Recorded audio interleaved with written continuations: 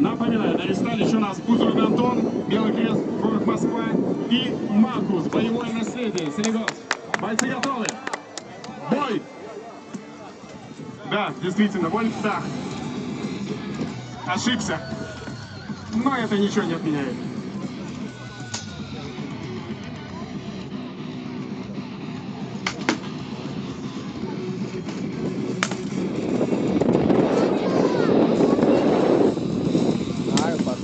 Бойцы выбирают дистанцию, Килл сразу скиривши головой, подбирается настороженно один до одного, пританцовывают.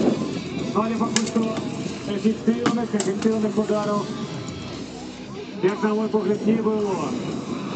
Але головное слово у нас за маршалками, оно у нас опытное. Ну вот и снова серия 20 ударов, только один удар маломальский прошелся.